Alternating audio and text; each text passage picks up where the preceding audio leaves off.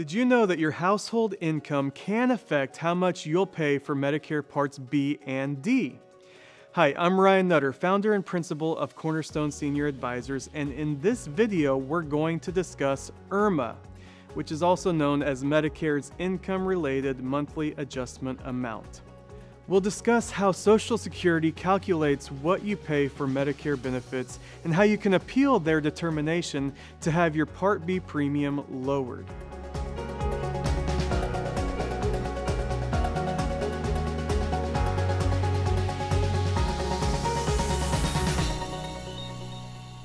Now, when we talk original Medicare, we're talking about two parts, Medicare Part A and Part B.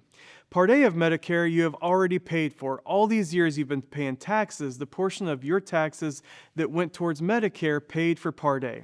So you've already paid for it. It's already been paid for. Now, Part B does come with a premium, which in 2025 is $187 a month. This is what most people will pay for their Medicare Part B premiums. However, this premium can go up based on income. Medicare calls this IRMAA, Income-Related Monthly Adjustment Amount. Your premium for Part B is determined by Social Security each year by reviewing your modified adjusted household gross income from the last tax return they have on file for you, which is 2 years prior. This means they will determine your Part B premium for 2025 based on your income from 2023. So what income is included in your modified adjusted gross income? This is generally the total of your household adjusted gross income plus any tax-exempt interest you may have earned. These can be found on lines 37 and 8B, respectively, on your IRS Form 1040. Now, not everyone will have tax-exempt interest income. For some people, your modified adjusted gross income will be the same as your adjusted gross income found on line 37. The types of income that will be included are wages that you've earned, dividends you've received from pensions, pension income, rental income, capital gains, property sales, and even your non-taxable Social Security income. In 2025, if you file single and make more than $106,000 a year, or file jointly and make more than $212,000, you will pay more for Parts B and D. There's several different amounts you could end up spending for Part B based on your income, and it can go as high as $628.90 a month. It's important to also mention that if you have a higher premium for Part B due to higher income, you'll also incur higher premiums for Part D, your prescription drug coverage. You'll pay the Part D plan's regular premium, and then Social Security will tack on a monthly adjustment amount on top of that. If you believe you will be affected by IRMAA and you want to understand exactly what you will pay for Medicare Parts B and D, just give our office a call. We'd be more than happy to help you understand what premiums you should expect to pay each given year. You should also know that Social Security pulls your tax return data annually and will automatically adjust your Part B and D premium each year without you having to ask them or intervene. So if you ever had a year where your income was higher than usual, your Medicare premiums might only be affected for that 1 year. As soon as they see on your next tax return that your income went down, Social Security will automatically adjust your Medicare Part B premium down as well. Now here's some good news.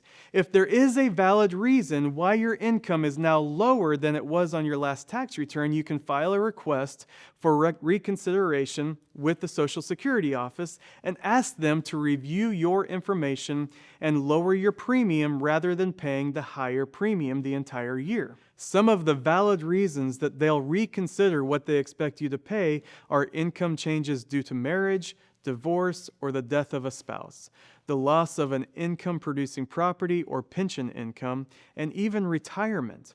Your income was higher while you were working, and now it's less because you're retired. In order to file a reconsideration with the Social Security office, you need to fill out Form SSA-44, which our office can provide to you, or you can find on the Social Security website. Complete the form identifying the reason why your income is now lower than it was before, and estimate your true modified adjusted gross income for the coming year. You'll also include any documentation that you may have to show the validity of your claim, including a copy of your most recent tax return. For example, if your income is lower now because you retired last year, you might include copies of your last pay stubs and a letter signed by your former employer that you retired on a certain date. Social Security will review your information and they will let you know if they approve your request. While there are no guarantees your request will be approved, it is free to file, and all they can do is say yes or no. So we strongly encourage our clients to give it a shot. What do you have to lose? And it could save you hundreds of dollars in premiums throughout the year if they approve your reconsideration form. Now, if you have any questions on any of the information we've just provided, don't hesitate to reach out. We're more than happy to help. Our office number is 316-260-3331. Also, if you'd like a free copy of my book, Medicare Made Simple, where we dive into all of the benefit options you have with Medicare, how Medicare works, what it covers, what are the gaps of Medicare, and how do you address those gaps, you can call our office and request a free copy of my book, Medicare Made Simple, or just go to our website, advisemedicare.net. Request a copy. We'll ship it out to you as soon as we can, free of charge. We hope to be a blessing for you and each client we work with. I hope you found this video helpful. Please don't hesitate to reach out. Thanks for watching.